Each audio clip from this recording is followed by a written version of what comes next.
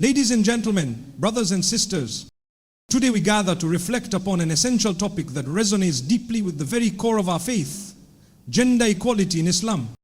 Islam as a religion has long been misunderstood in the eyes of many when it comes to the treatment of women and men. Often people view it through the lens of societal or cultural biases rather than the pure teachings of the Holy Qur'an and the Sunnah. Yet, when we look closely, we find that Islam champions the principles of justice, fairness, and equality, regardless of gender. Let us begin with the words of Allah SWT in the Qur'an, where He says, "And among His signs is that He created for you from yourselves mates that you may find tranquility in them. And He placed between you affection and mercy. Indeed, in that are signs for a people who give thought." Quran 30:21. This verse speaks to the foundation of equality. Allah created men and women to complement one another. Both are a source of peace, love, and mercy. There is no superiority of one over the other. Instead, they are equal partners in the journey of life.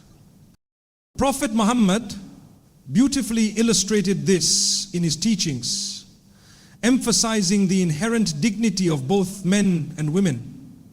In his final sermon, he said, "O people, you have rights over your women, and your women have rights over you. Treat them with kindness, for they are your partners and committed helpers.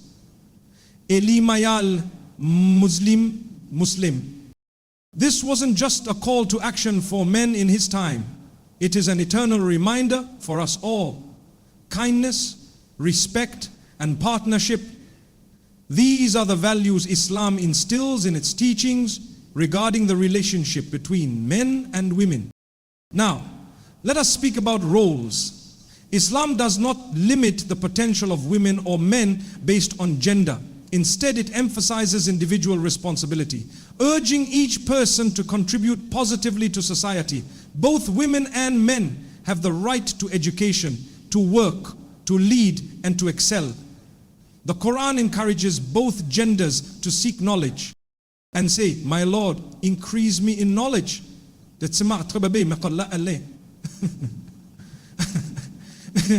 Quran 20:11-4. A perfect example of this is the figure of Aisha, the wife of Prophet Muhammad, PBUH, who was not just a mother and wife, but a scholar, a leader, and a source of wisdom for the early Muslim community. Her contributions to Islam and her role as an educator speak volumes about the importance of empowering women in Islam.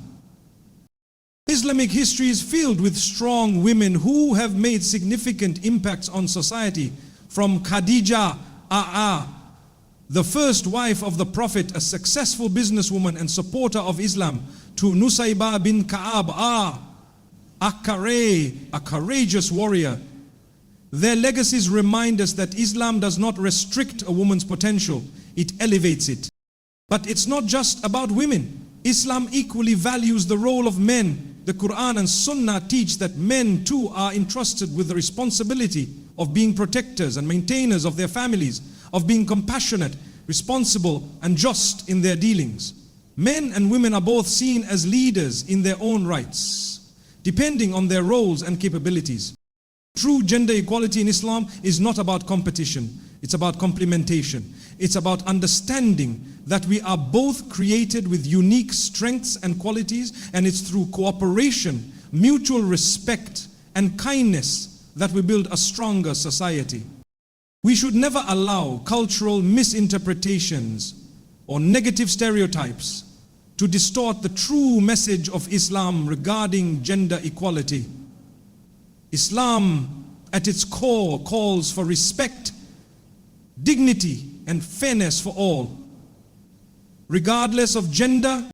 And to those who believe that Islam oppresses women, I say, look at the lives of our foremothers.